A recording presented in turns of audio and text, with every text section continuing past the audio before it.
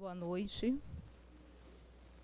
Que a paz do Divino Mestre esteja em nossos corações agora e sempre nesta noite de hoje e que possamos, através desse momento em que vamos nos concentrar no Evangelho do Cristo, acima de tudo possamos refletir sobre as palavras em que o nosso irmão maior, obrigada, nos permitiu compreender.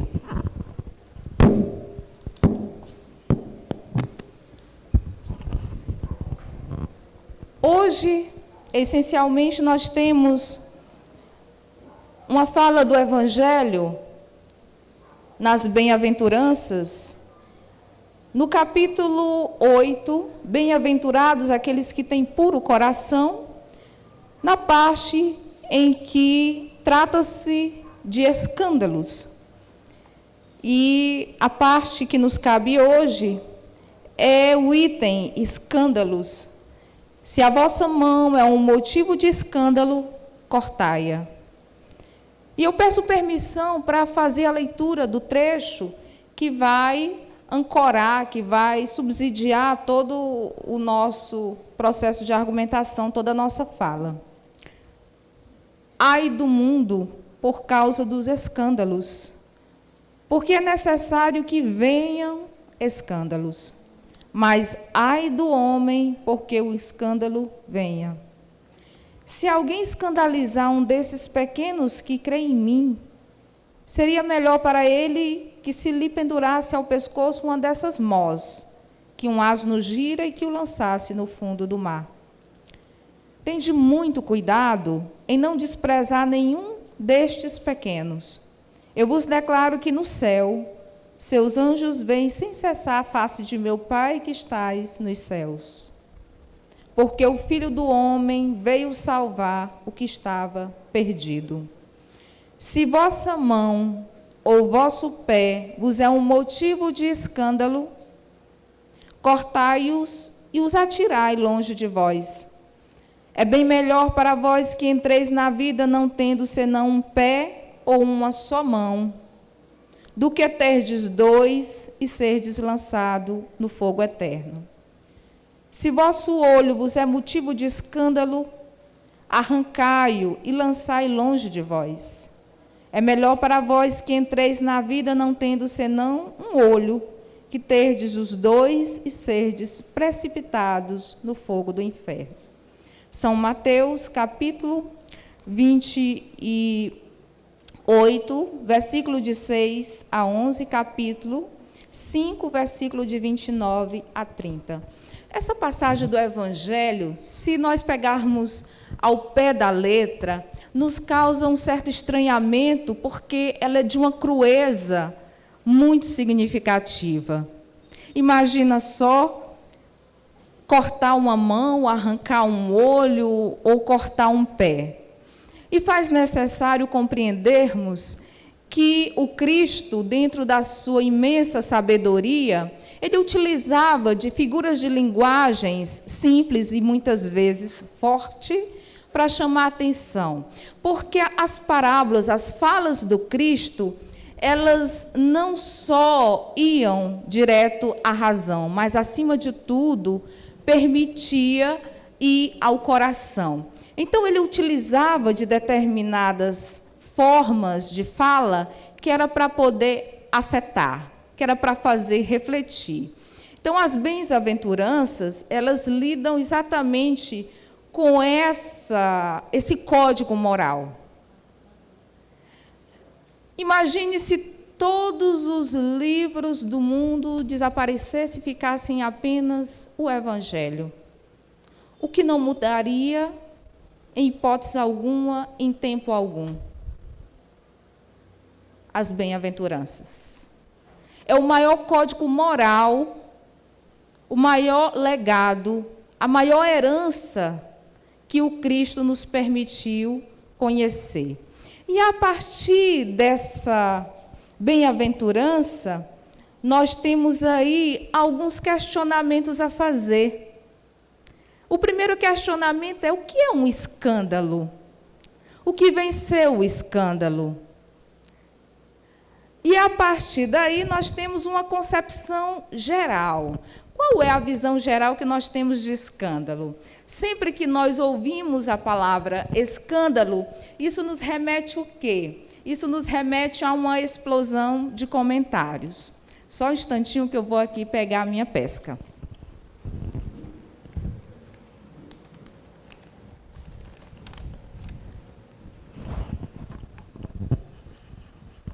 Muito bem.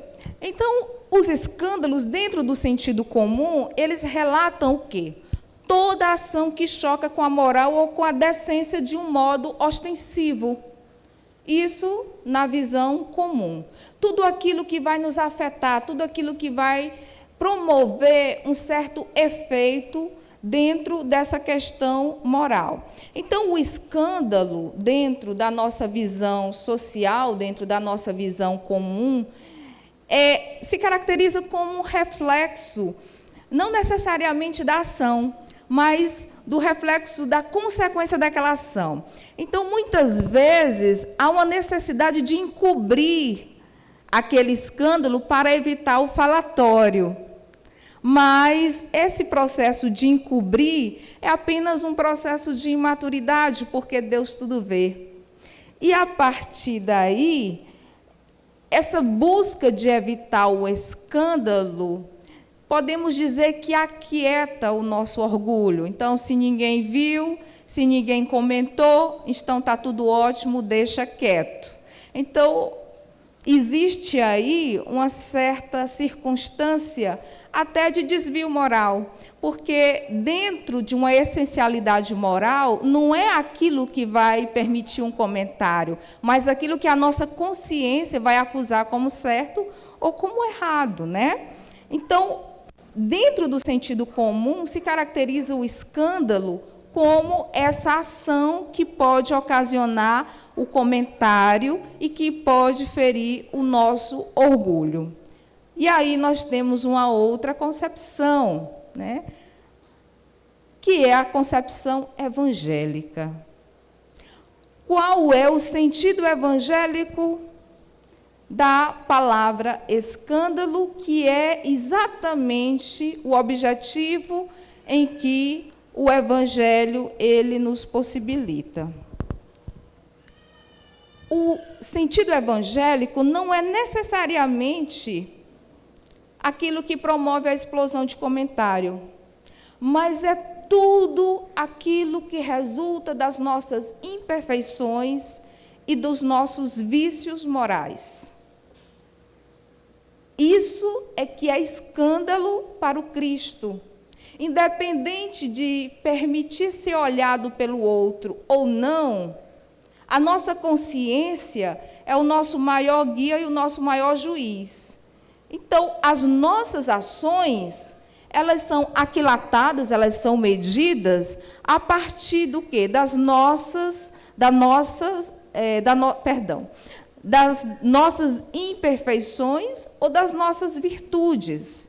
E é exatamente isso que é importante para o Evangelho. A partir daí, nós temos uma outra questão. No Evangelho, fala o seguinte, que o escândalo é necessário.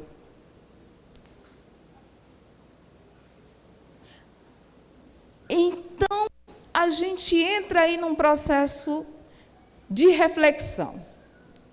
Se o escândalo para a concepção evangélica é um mal moral, o Cristo está dizendo que o mal é necessário? E aí dá um nó na nossa concepção. Sim, o mal é necessário. E vamos compreender por que o mal é necessário dentro de uma análise de quê? Dentro de uma análise muito mais contextualizada de que nós, criaturas encarnadas no planeta Terra, não somos os únicos do universo. Existem vários planetas superiores ao nosso e vários planetas inferiores ao nosso. E o planeta Terra, dentro da classificação dos mundos, ele se caracteriza como um planeta de provas e expiações.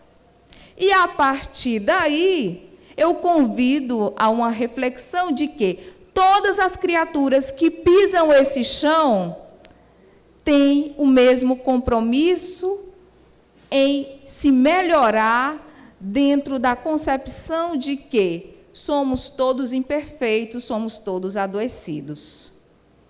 Não existe ninguém aqui com esse grau de perfeição. Houve uma criatura, que foi o Cristo, que veio trazer aí essa mensagem para nos auxiliar. E quando nós nos deparamos que os escândalos são necessários, a gente compreende que somos criaturas imperfeitas e que nós ainda temos o mal dentro de nós. E muitas vezes nós não conseguimos compreender a necessidade de mudança apenas com as orientações.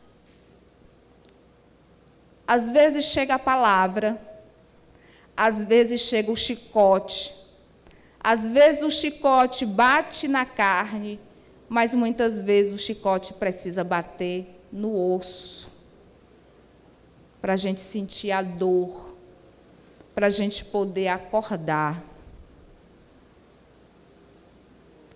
E é aí que o Cristo nos convida a refletir por que é necessário ainda o mal moral no mundo em que nós estamos. Porque o mal moral, ele é um antídoto. Porque quando nós nos deparamos com o mal do outro, nós espelhamos o nosso mal.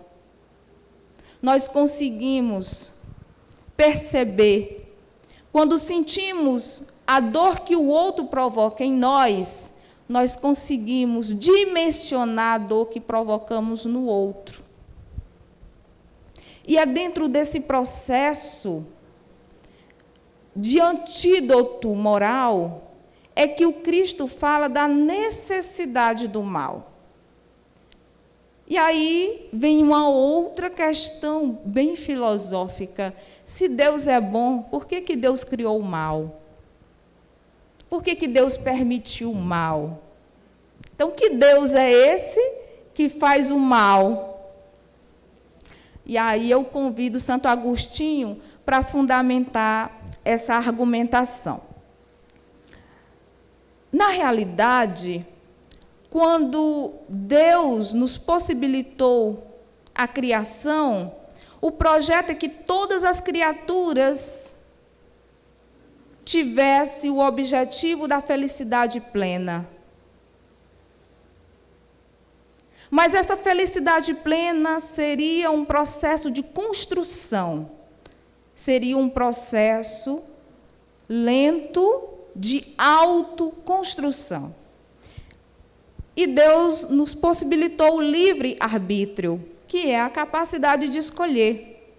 Então, a partir do momento em que Deus nos permitiu ter a liberdade de escolher, para trilhar o nosso caminho evolutivo, quando escolhemos não fazer o bem, nós nos deparamos com o mal. Porque se eu apago essa luz, a escuridão chega. Porque o mal é a ausência do bem. O mal é a ausência do bem. E a partir daí é que o Cristo fala que se nós ainda somos imperfeitos, se nós somos rebeldes, é necessário que o mal ele chegue para nós. Porque entre o remédio e o veneno, a questão é a dosagem, né? Então, a partir daí, é necessário que os escândalos venham. E aí nós temos uma outra questão aí, né? Que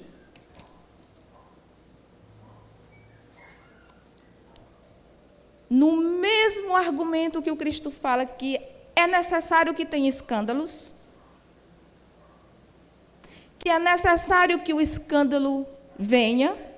Ele diz, mas ai daquele por quem o escândalo venha. Ou seja, se você pratica o mal, você está fadado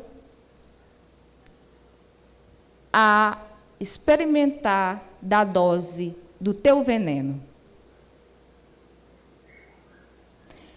Porque é necessário, dentro dessa perspectiva, porque o mal ele é um instrumento da justiça divina.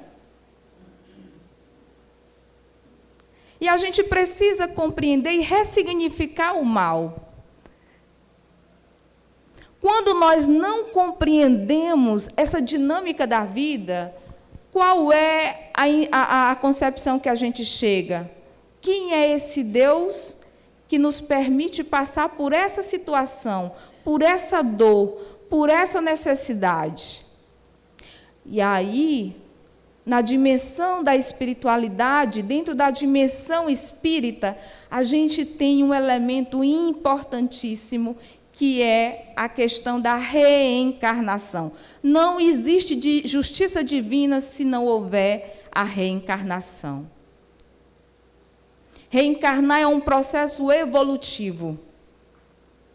Então, diante dos nossos momentos reencarnatórios, nós agimos de forma equivocada e, desse jeito, nós agregamos ao nosso corpo energético nódulos, em que esses nódulos, eles precisam ser desvinculados através do bem. Então, a questão é que Deus é tão bom que Ele nos permite que aquele mal que nós ocasionamos nos chegue como um instrumento de nossa justiça divina. O nosso querido Sérgio Thyssen, ele esteve aqui na nossa jornada mediúnica no ano passado, e a sua fala foi surpreendente, porque sendo um físico, ele é formado em física, e sendo médico, e atuando dentro da mediúnica, ele nos abordou um fato que me chamou muita atenção, de um rapaz, em que esse rapaz, ele passou por um trauma, estava em coma já há 14 dias, com 100% respirando através de aparelhos de oxigênio. E aquilo, para a comunidade médica, era uma coisa absurda. 15 dias com 100% do balão de oxigênio. E, a partir daí, foi-se trabalhado com esse rapaz toda uma questão do olhar espiritual para aquela problemática de saúde. E assim ele foi levado para a mediúnica e, dentro desse processo da mediúnica, foi-se revelado uma circunstância muito peculiar da vida daquele rapaz, que no passado ele fora um comandante de guerra. E, naquele momento da sua existência, houve uma brecha, que a gente chama, que é uma abertura da vibração, e houve o ataque daqueles espíritos vingativos, ocasionando ali o problema de saúde daquele rapaz, e que a medicina não conseguia explicar. E assim foram trabalhados várias horas, várias entidades, através do diálogo, através da doutrinação, através do magnetismo, da doutrinação, e quando pensaram em encerrar, uma das médiuns disse, não vamos parar, porque a gente está vendo que aí, nesse processo, tem uma trama de um amigo do trabalho dele, por inveja, que encomendou energias de baixas vibrações e é necessário continuarmos. E assim continuou o trabalho. Isso me chamou muita atenção quando, ao ouvir de novo a palestra sobre essa questão da trama das energias de baixa vibração, que é o que nós chamamos comumente do trabalho encomendado. E uma vez uma pessoa disse: Rose, por que geralmente nas casas espíritas kardecistas não se comentam sobre esse tipo de atitude? A questão é muito simples. Nós espíritas, nós estudamos, principalmente dentro de uma dimensão da concepção de energia. Tudo que falamos, tudo que pensamos, gera um poder energético muito grande. Imagina você que alguém chega até a casa espírita adoecida, com ideias de que alguém fez uma trama para ela, e alguém chega para ele e diz assim: olha, eu estou vendo que realmente aconteceu isso. É jogar uma bomba dentro da pessoa. Se o nosso objetivo é curar, evidentemente, falar de uma forma não cuidadosa seria ocasionar uma verdadeira destruição daquela criatura. Então, nós, kardecistas, nós não costumamos falar porque nós entendemos o modo operandi do poder energético de uma palavra e de um pensamento.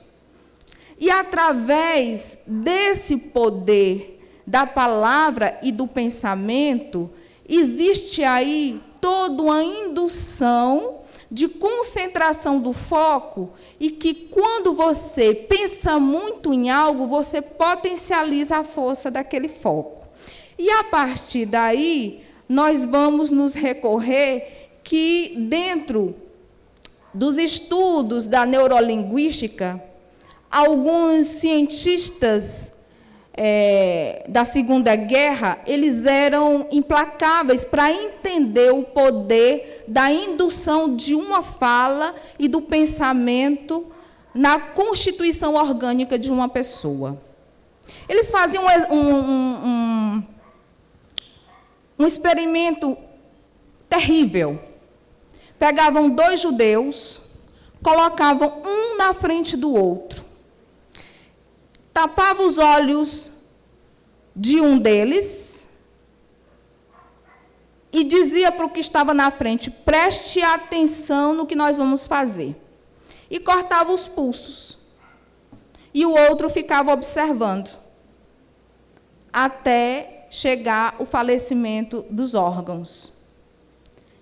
Depois que o judeu morria, eles chegavam para o outro e diziam: agora é sua vez. Tapava os olhos daquele camarada que estava observando e simplesmente passavam um ferro quente nos pulsos. E esperavam. Sabe o que acontecia com aquele judeu que ficou observando o outro morrer? Morria. Porque ele acreditava na indução daquela palavra de que ele estava com os pulsos cortados. A partir desses experimentos, foi tratado muito o poder da palavra no que diz respeito à atuação dos nossos comportamentos. Por isso que é muito importante o cuidado, a vigilância dentro desse aspecto. E por que eu falei da questão do Sérgio Thyssen e da trama? Porque muitos acreditam que são vítimas de determinado mal. Mas nenhum ser é capaz de criar o mal. Nenhum ser, a não ser as nossas imperfeições.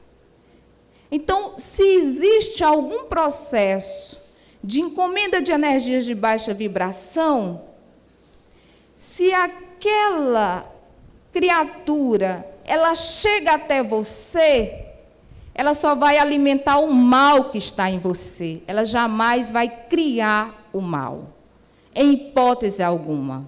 Porque eles são muito espertos, eles analisam, eles fotografam o nosso perispírito e sabem de todos os nossos pontos fracos, de todos os nossos nódulos energéticos que está no nosso perispírito. E eles analisam qual é aquele ponto fraco, se é a nossa vaidade, se é o nosso ciúme, se é a nossa intolerância. Eles vão analisando todos esses nódulos. Quando se faz um eletroencefalograma, o que acontece com a imagem? Está lá as cores captadas pela energia da nossa mente, não é isso? Então, eles fazem o eletro do nosso perispírito. E, através de determinadas técnicas, eles potencializam o mal. Mas, analisando esse processo, um grupo de bons amigos se reuniram e, através da permissão de Deus, foi necessário criar um condensador de energia do amor para desvencilhar as energias desses nódulos perispiritual. A pomada do vovô Pedro. Uma grande bênção, que nós não temos noção, porque a pomada, ela é apenas um veículo material, mas é um condensador de energia muito intenso, porque quem foi o vovô Pedro? Foi um grande médico, linguista, advogado, um grande intelectual, que ele começou, no século XVIII, a estudar o magnetismo animal. Ele percebeu que as pessoas, os animais, os minerais, a natureza, tinham uma energia, que essa energia poderia ser condensada e ser trabalhada para a cura. E assim ele começou a trabalhar com as curas. E vocês querem saber o que aconteceu com o Mesmer? Ele foi enxotado, foi chamado de bruxo, mesmo com uma tese de doutorado do magnetismo animal, em que ele explicava de uma forma científica todo o processo da energia que emana do nosso corpo, e quando essa energia ela é focada, ela cria aí todo um processo de cura. E o Mesmer, quando partiu para o mundo astral, junto com outros cientistas, estudando a necessidade de se desvincular de determinadas energias, produziram aí uma fórmula de amor. E essa fórmula, junto com a fé, ela quebra os nódulos energéticos, criando uma barreira de amor e do bem, evitando assim que o mal possa influenciar na nossa energia perispiritual e, consequentemente, evitando que possamos ser instrumentos desse mal, porque a pomada do vovô Pedro é o amor de Cristo condensado.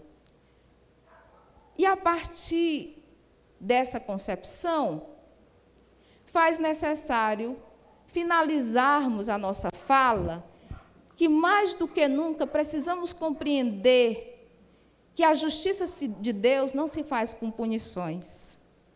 A justiça de Deus se faz com amor, dentro da pedagogia, em que essa pedagogia, essa condução, ela nos propicia entender que, acima de tudo, nós somos responsáveis pelos nossos atos e que, entre o ato de causa e efeito, existe uma coisa maravilhosa, que é a misericórdia de Deus, Que a paz esteja em nossos corações. Muito obrigada.